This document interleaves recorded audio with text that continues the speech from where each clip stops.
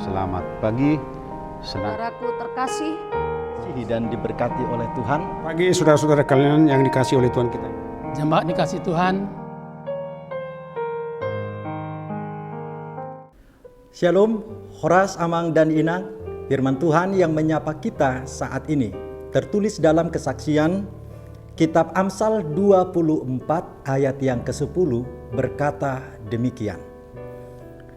Jika engkau tawar hati pada masa kesesakan, kecillah kekuatanmu. Dalam bahasa Batak Toba disebutkan demikian. Molo godoran roham diari hagugutan lammo rumah gugum. Demikianlah bunyi firman Tuhan. Tidak terasa hari ini kita memasuki penghujung bulan Juni. Dan terus hari demi hari berganti mewarnai kita. Sementara COVID yang belum berlalu bahkan kita masih dikecohkan. Dengan semakin bertambahnya terus mereka yang terpapar dengan COVID-19. Banyak pergumulan tentu yang kita hadapi bersama.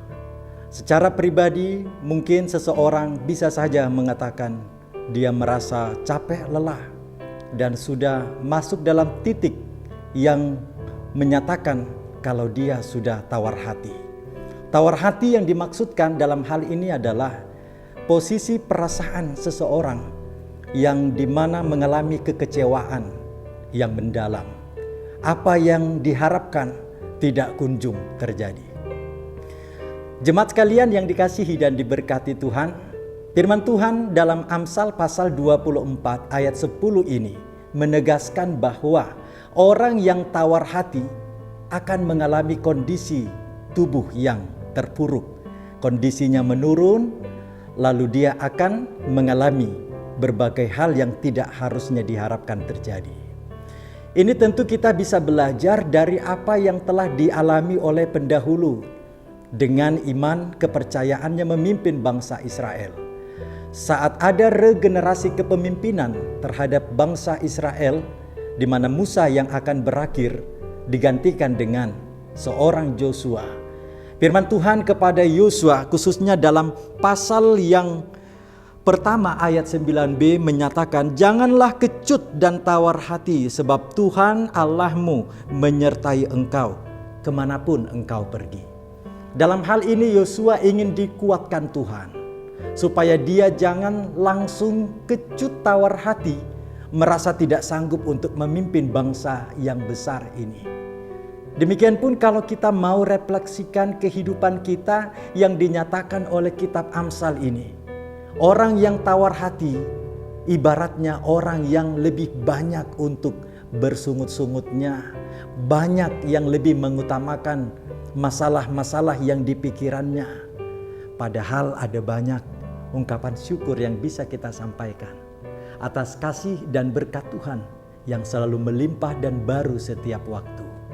Tentu ini yang membuat kita terus mengalami perubahan menuju kepada kebaikan Tuhan.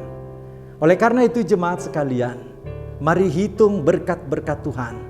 Niscaya kita pasti kagum oleh kasih-Nya.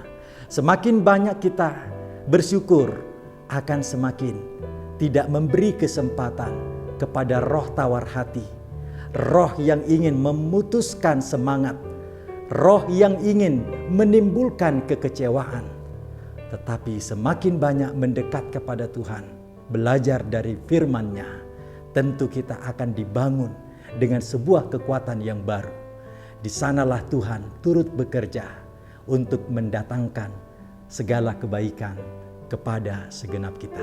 Selamat beraktivitas jemaat sekalian. Mari kita tetap taat protokol kesehatan, selalu mengenakan masker saat beraktivitas di luar rumah. Rajin mencuci tangan dengan sabun dan air yang mengalir atau dengan cara instan pakai hand sanitizer. Dan jangan lupa juga untuk selalu menghindari kerumunan, tetap menjaga jarak. Kita bermohon Tuhan pasti pulihkan keadaan ini. Amin. Kita berdoa. Terima kasih Tuhan atas firman-Mu. Menyapa kami untuk tidak tawar hati, melainkan selalu bersyukur karena berkat kemurahan-Mu selalu baru setiap waktu. Bagimulah Tuhan hormat pujian kami. Amin.